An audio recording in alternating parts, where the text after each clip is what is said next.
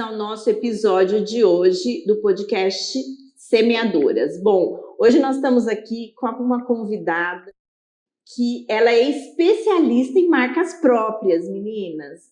A Neide Montesano. Neide, seja muito bem-vinda. A Neide é uma grande amiga que no universo desse mundo de mulheres que a gente vem, né, se conectando cada vez mais, o universo me deu o presente de conhecer a Neide, a história dela e ser uma grande amiga. Neide, seja muito bem-vinda ao nosso podcast. Bom, você, não sei nem por onde começar, né? Que é tão rica a história dessa mulher, gente. Ela é engenheira química, ela tem, assim, várias graduações maravilhosas e também está no ramo, né, das marcas próprias. E ela vai contar um pouco para a gente aqui. Neide, conta para nós o início da história dessa mulher maravilhosa que você é hoje, dessa fortaleza, e é uma mulher que vem inspirando muitas mulheres. Bom, primeiro, muito obrigada pelo convite. É sempre um grande prazer falar com mulheres, em especial mulheres como você, né, Ju? Que são mulheres que vão atrás, que fazem, que são exemplo para outras mulheres fazerem. Esse é o momento que a gente vive, né? A gente poder ser exemplo para outras mulheres e mostrar o quanto é possível, sim, né? Basta querer. Exatamente. Eu sou filha de italianas, de imigrantes italianos. Então, como filha de imigrantes italianos, nós começamos a trabalhar muito novos, né? A minha família, eu comecei com 9 anos. Meu pai tinha uma loja e com 13 anos eu fui atropelada, porque eu cuidava da loja sozinha e fui trocar um dinheiro para dar troco para uma cliente e sofri o primeiro acidente de trabalho.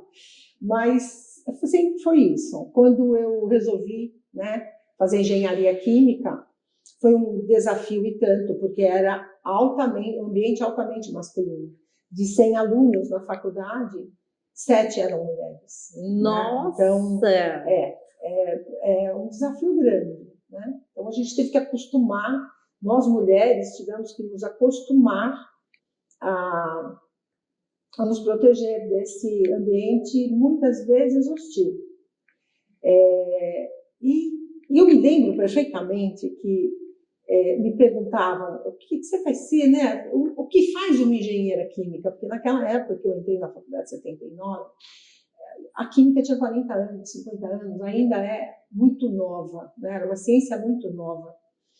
E eu queria saber também o que eu ia fazer quando crescesse, né? Eu me lembro que tinha uma japonesinha que ela estava pedindo lá, fazendo o requerimento para tirar o diploma, lá, o certificado, e eu falei para ela, escuta, o que faz quando sai daqui? Né? A engenheira química vai fazer o quê? E ela disse, olha, você vai trabalhar na qualidade, no desenvolvimento, marketing, a única coisa que você não vai conseguir trabalhar em produção, porque em produção não trabalha mulher. E nesse exato momento eu disse, perfeito, então é isso aí que eu vou fazer. Esse é o desafio que eu quero. E coloquei para mim como meta. Eu tenho uma frase que eu uso desde muito nova. Uma vez colocada a meta, não se negocia com a meta se cumpre. E aí coloquei a meta e aí eu fui atrás da minha meta. E eu sou movida a desafio, então eu precisava desse desafio para poder seguir na faculdade aquilo que eu queria ser quando crescesse. Minha família é uma família de empreendedores. Pouquíssimos trabalhavam como funcionários em empresas. É uma família de empreendedores. Eu nasci numa família de empreendedores. Então, o empreendedorismo estava já na veia. E eu ia trabalhar de funcionária numa empresa, né? E tudo bem. Eu tinha que me virar. E uma outra coisa que eu me lembro que eu era muito nova, e eu disse para o meu pai queria que eu fizesse direito. Eu falei, eu não vou fazer direito, eu não quero ser advogada. E eu tinha 2 caminhos. Eu podia escolher ser filha do Giovanni, ou eu podia escolher ser a Neide Montesano. Se eu escolhesse ser filha do Giovanni Montesano, eu ia ser advogada, ia montar um escritório, ia ter assim, imóveis de cara, abrindo o escritório entre os imóveis da família e dos amigos. E eu não quis ser a filha do Giovanni, eu quis ser a Neide Montesano. Eu construí a minha carreira. Meu pai tinha muito orgulho disso, sabe, Ju? Ele contava isso para todo mundo. E da família foi eu que escolhi ser eu, construir a minha carreira.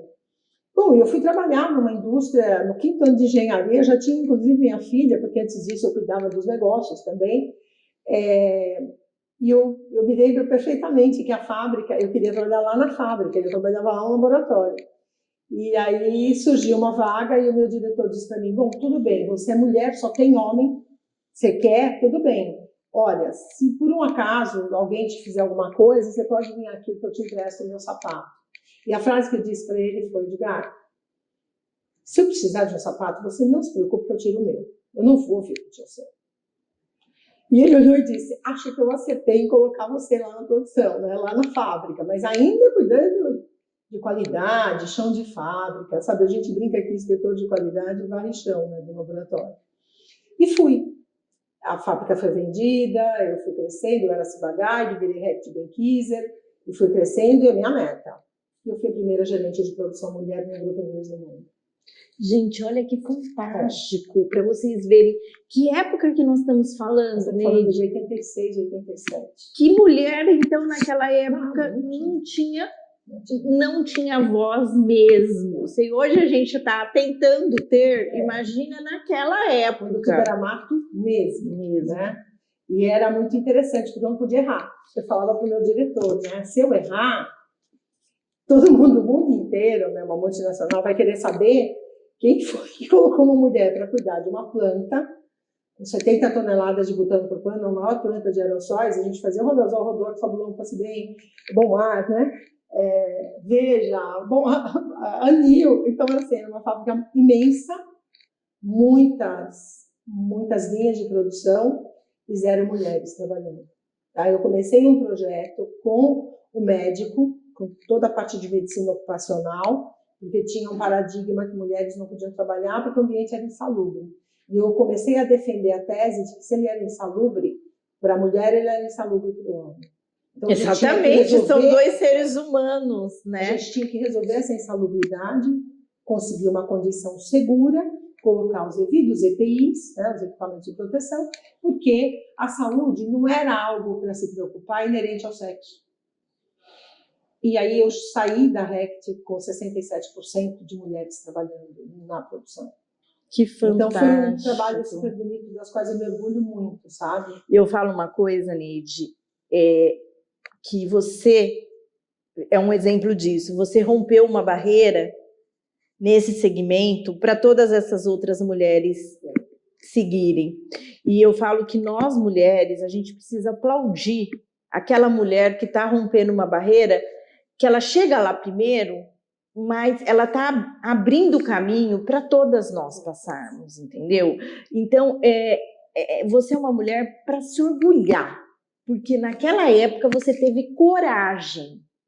Muitas vezes a gente sofre tanta pressão, né? Tanta coisa, a diversidade das pessoas falando não vai dar certo, você não tem que fazer porque você é mulher. Você é mulher. E porque você é mulher. Não tem nada diferente, só porque você é mulher. E você, naquele momento, você teve coragem e acreditou em você.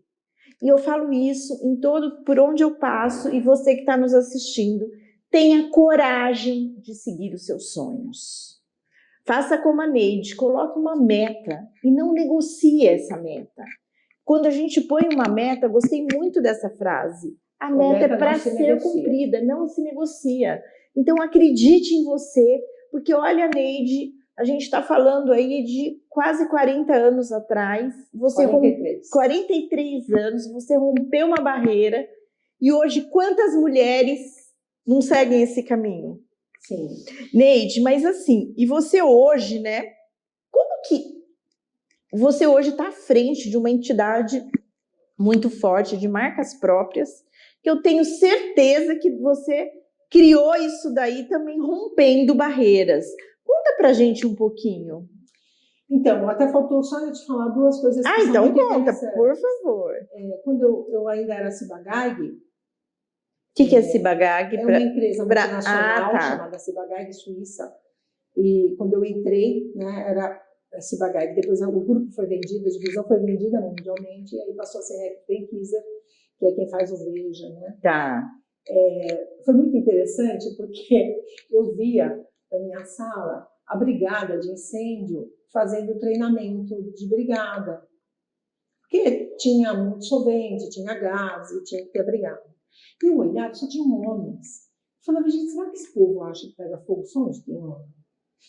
Por que culpa mulher? E eu fui até o chefe de segurança e disse para ele, eu quero fazer parte da brigada. Disse, mulher. Eu falei, por que não? E a frase foi essa, segundo vocês, pega fogo só onde tem homem? Resumo, eu fui a primeira mulher brigadista do grupo inglês, do grupo suíço no mundo, porque a partir daí passou a ser obrigatório ter mulheres na brigada. Outro rompimento de barreira.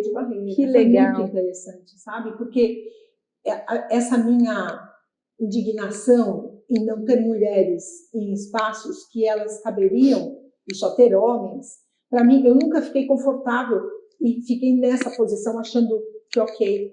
Eu sempre quis transformar essa visão, transformar esse paradigma, quebrar isso. E quebrei, inclusive, quando eu decidi montar uma associação. Marca própria crescia bastante. Nessa época eu já tinha uma fábrica junto com o meu ex-marido, a Total Química era uma fábrica grande. Ela começou a ficar grande. Na verdade, nós começamos, nós éramos 7 pessoas, porque depois que eu saí da multinacional, eu resolvi voltar a ser empreendedora como minha família, porque chega uma hora que você cresce, fala, o que eu vou fazer agora? Eu disse para o meu diretor, eu não posso esperar você morrer, eu não quero que você morra, você me deu oportunidade, eu preciso fazer outras coisas agora, né? Eu já cheguei, agora eu preciso crescer mais ainda. E aí eu fui montar uma fábrica, e essa fábrica começou com 7 pessoas, só para você ter uma ideia, hoje ela tem 800 funcionários, ela fatura 50 milhões por mês. Uma fábrica que começou zero, nada, nós éramos 6, eu até conto a história, né? Nós éramos 6. E aí, depois eu me separei, saí, ficou com o Kiko, mas é uma fábrica que cresce muito, cresce bastante, começou muito pequenininha e cresce.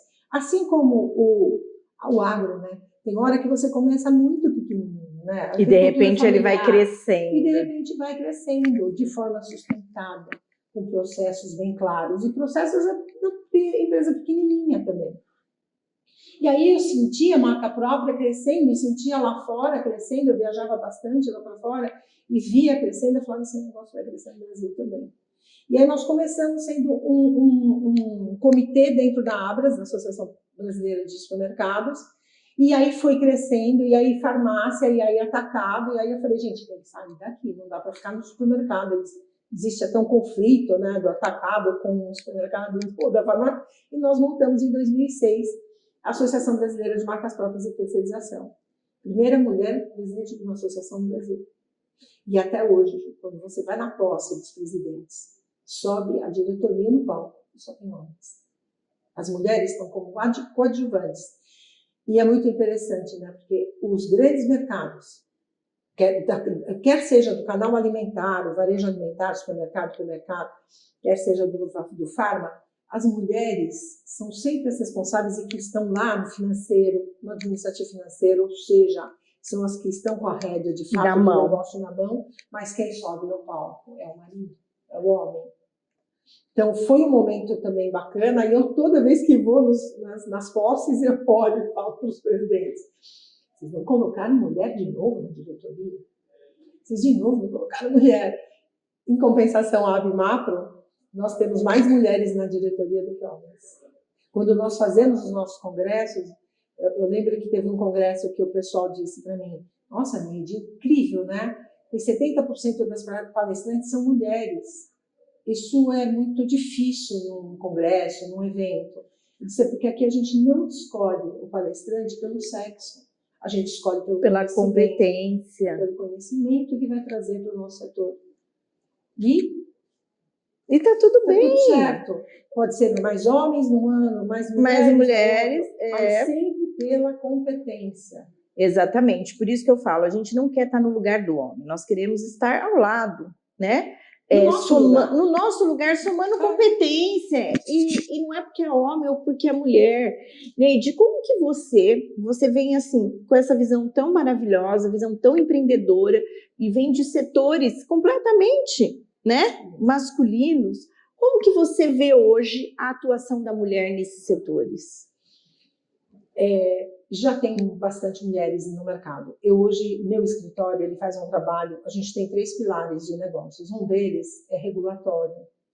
que eu faço revisão de dizeres legais para os produtos que estão no mercado, e vou nas empresas fazer o diagnóstico do sistema de qualidade, das boas práticas, entender principalmente como que a alta direção entende a marca própria e essa alta direção, quanto de governança tem para a gente ter certeza de que o produto que a gente está colocando e disponibilizando para o consumidor final tem realmente uma seriedade de cima para baixo. Não adianta olhar só boas práticas.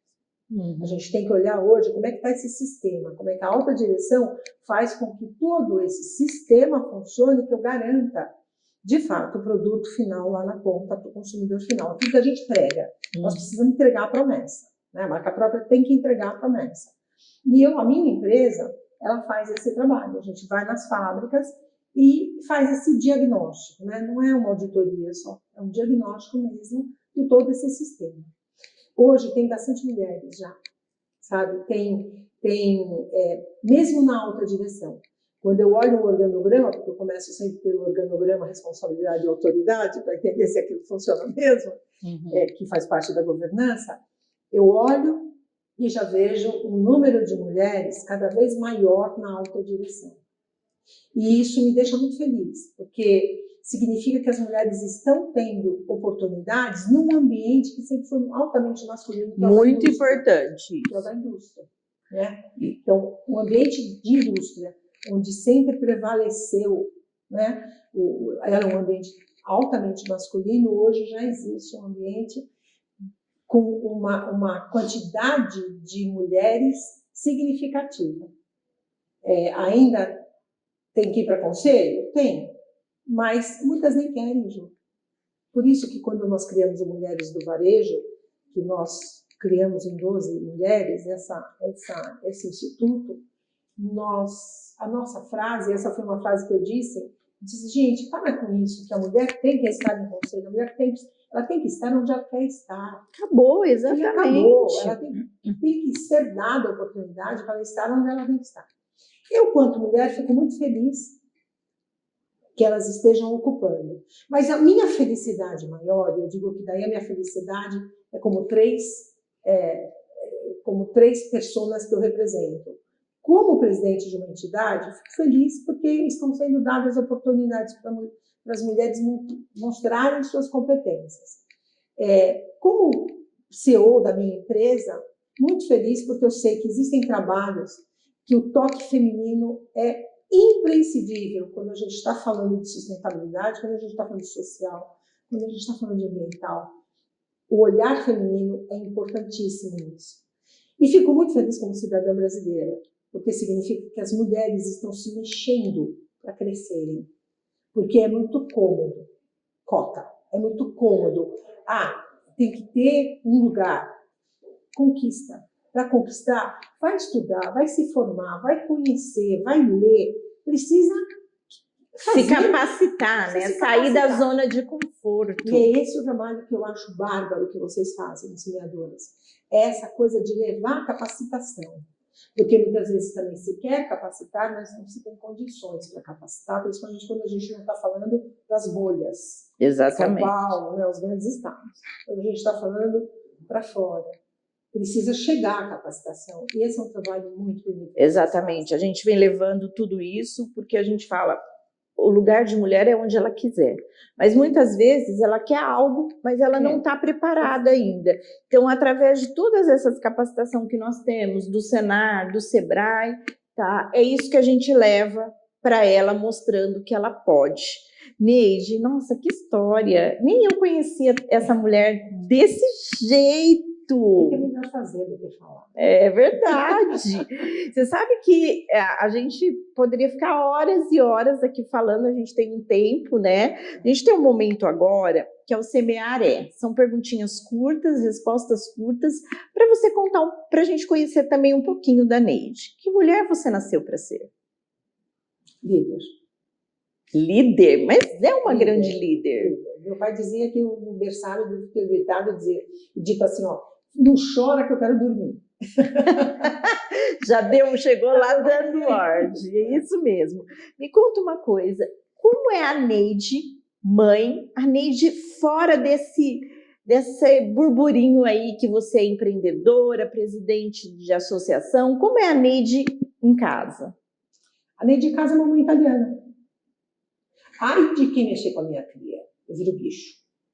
Protetor. Eu sou protetora, mas assim, meus amigos dizem, como seus filhos são educados, como seus filhos são sérios, como seus filhos são netos. E eu digo, do elogio que não fazem nada mais que obrigação. É verdade. Eu coloquei no mundo, eu tenho que educar.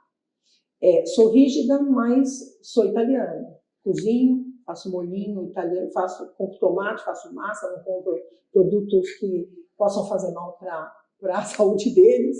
Então, assim, dou o que eles precisam, mas eles precisam fazer para merecer. Tenho muito...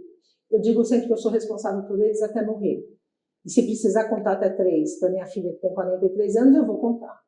Porque a nossa diferença de idade continua a mesma. É verdade, então, eu falo isso com meu filho, eu falo, se eu precisar dar um berro, eu vou berrar. Mas eles podem contar comigo sempre. Porque isso né? É a mãe, é a estrutura, entendeu? E a gente tem, eu não sou italiana, mas eu também, nas minhas descendências, a gente tem essa coisa, né, de estar ali sempre. De onde vem essa garra? Acho que é de família. Eu acho que é a minha ancestralidade feminina. Todas as mulheres da minha família são muito fortes. Quando a gente vai olhar para trás, a minha avó materna foi a primeira mulher a vestir uma calça no nosso bairro. Ela quebrava tabus, e todo mundo diz que eu pareço muito com ela. Ela quebrava tabus. Eu tive que me separar da minha primeira relação, né, do meu primeiro casamento. Eu fui a primeira mulher a se separar em toda a história da minha família. Essa vontade de fazer o que eu acredito estar certo vem de lá atrás. As mulheres sempre foram muito fortes. Ai, e haja constelação, viu, para tentar não, fazer com que a minha filha não tenha esse compromisso. Mas ela é. Mas e eu falo que assim, a gente tem que ir em busca daquilo que nos faz feliz, né? Daquilo que é melhor. A gente não pode ficar vivendo uma dependência emocional da situação, porque um dia você vai acordar e pode ser tarde. Ju, você imagina que eu, graças a Deus, meu pai chegou nesse país com 10 liras, devolveu num envelope para minha avó, num pós-guerra. Meu pai foi camelô, meu pai foi feirante. E o que meu pai construiu, eu passei minha vida inteira dizendo, cara, eu preciso construir mais que ele, porque não é possível. Eu não precisaria trabalhar com o que meu pai construiu, porque meu pai tinha um objetivo na vida. Meu pai ficou 27 anos sem tirar um dia de férias. Um único dia de férias. Ele dizia, quando eu terminar o prédio tal, eu não vou mais na feira. Meu pai fazia delivery em 1958. Era um gênio, ele era genial. E eu queria muito, eu tinha um compromisso meu de dizer, pô, eu tenho que fazer o que meu pai construiu, porque não é possível eu não fazer. Engenheira, meu pai com o 5º ano primário, chegou onde chegou. Então, essa escola, essa coisa de ir buscar, é muito diferente do que se acomodar e dizer, isso é herdeiro, não preciso fazer nada. Não precisaria mesmo. Mas não foi a escola que eu tive. Minha mãe puxou água de poço e cozinhou com fogão a lenha. E minha mãe chegou onde ela chegou, né? Morumbi não tinha água, não tinha luz, não tinha nada. Mas ele foi morar lá, né? Que depois começou a ter muito, né? Então, assim, isso é a minha raiz. A minha raiz é sonho. Eu digo sempre que o sucesso é muito simples. Ele consiste em você fazer o que gosta, acreditar no que faz e persistir no que acredita. Olha aí, meninas, a dica! Repete para essas meninas. Fazer o que gosta, acreditar no que faz e persistir no que acredita. Eu criei os meus filhos dizendo, se o seu sonho, que você gosta de vender pipoca, você vai ser o rei da pipoca. É isso que eu falo. É o rei da pipoca. Gente, faça o que você ama. Por quê? Porque você vai ser a melhor. Vai ser. Você precisa acreditar que você é o melhor naquilo que você faz. E persistir que os caminhos vão se abrindo. Vão se abrindo. Bom, eu até vou pular algumas perguntas aqui, porque você já deu várias mensagens, né? Desculpa.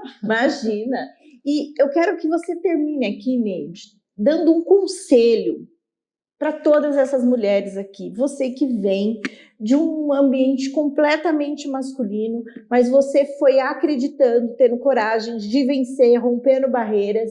E o que você diria hoje para essas mulheres todas que estão nos assistindo? O que eu digo para as mulheres é: esqueçam se vocês são mulheres, homens, não importa. O que importa é acreditar no que você pode fazer, pode contribuir para... Só tem uma coisa que vale a pena na vida. Chegar no final de cada dia e dizer: hoje valeu a pena, eu fui feliz. Essa felicidade, você está fazendo o que você gosta, em acreditar no que você faz, vai te levar para onde você quer ir. Vá para onde você quer ir, não pelo que a sociedade quer que você faça, não pelo que as pessoas querem que você faça, mas aquilo que você acredita que você vai fazer e vai ser feliz. Porque se você acreditar isso, lembrando, né? Eu sigo muito o que o Steve Jobs dizia, né? Porque depois que ele ficou doente, ele dizia: hoje eu vou viver o dia como se fosse o meu último. Eu fiquei 9 dias entubada. Hoje, os valores para mim das coisas, da minha escala de valores, é óbvio que as coisas têm outra dimensão. Mas eu vivo cada dia, cada 5 minutos, como se fosse o último. Então é muito intenso. Eu vivo intensamente tudo que eu acredito e gosto de fazer. Eu estou aqui porque eu gosto. Eu gosto de falar com as pessoas, eu gosto de passar um pouco, gosto de receber. Porque eu vou morrer aprendendo, se Deus quiser. Tenho muito que aprender. Por isso que eu quero viver bastante, para aprender mais, para aprender bastante. Eu também. E acredite, faça o que gosta, acredite no que você faz e não deixe ninguém dizer para você o que você pode ou não pode, deve ou não deve fazer. Gente, olha Siga que seu dica. coração, porque a hora que isto tá ligado, você se liga com Deus e aí não tem. Aí tudo acontece. Bom, gente, terminar com uma mensagem dessa não precisa de mais nada, né? Compartilha conosco aqui as suas redes sociais, para que elas possam cada vez mais seguir você, se inspirar nessa história que você tem, maravilhosa. E compartilhe mais, Neide, porque eu tenho certeza que você vai tocar muitas mulheres nesse mundo afora que precisam de ver a coragem dessa mulher que você é. Às vezes a gente trabalha tanto que não dá nem tempo de ficar compartilhando nada, né? Mas esse ano aqui vai ser um ano de compartilhamentos. Eu estou no Instagram, Neide Montesano, no Facebook, Neide Montesano, no LinkedIn, Neide Montesano. Então, quem quiser me seguir. E na Abimapro, a gente tem um canal de YouTube, onde também nós fazemos vários podcasts e entrevistas. O canal do YouTube é abimapro.org.br. É o Bemudo, abemudopro.org.br. E tem a Montesano Negócios, que é a minha empresa, que a gente agora começou a trabalhar mais também toda essa questão da comunicação, porque eu sigo num ambiente muito masculino. Eu trabalho, por exemplo, fazendo projetos de marca própria para distribuidor, para atacarejos, para que é um ambiente completamente masculino. E às vezes eu tenho que pegar mais duro e digo para eles: vocês sabem, vocês me contrataram, vocês vão seguir o que eu estou falando, como é que faz? E aí o pessoal fala: opa, né? Porque às vezes, não pensem que mudou muito. Às vezes é uma mulher falando. E a gente precisa explicar, né? Que essa mulher falando, vocês pagaram para falar, então ouçam. Né? Exatamente. Gente, quantas dicas. Neide, obrigada mesmo. Vamos marcar outros podcasts para que você possa trazer um pouco mais, como ela abrir uma marca própria, sim, entendeu? Outras ferramentas que eu tenho certeza que tem muitas mulheres aí que estão lá no seu pequeno negócio, mas elas querem crescer e muitas vezes não tem orientação. Sim. Nós vamos fazer aqui um podcast focado em marcas próprias. Bom, muito obrigada por estar conosco aqui hoje. Você que tem a sua história, mande direct para nós no @semeadorasdoagro e venha fazer a diferença também na vida de muitas mulheres. Até o próximo episódio.